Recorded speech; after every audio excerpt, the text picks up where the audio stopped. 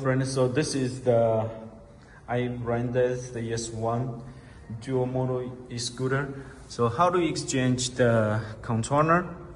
So here is the controller with this gray plastic is for the real model to connect the real model.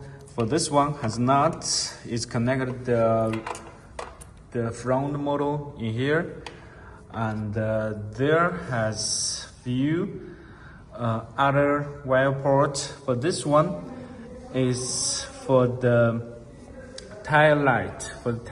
This is orange and white color, and for this one is brake cable is for the white and the black, and for this one with a bigger port, this is for the displayer, and for this one with gray is for the throat, and the other side is blue. For this one is for the LED light. LED light is black and a red wire. Yeah.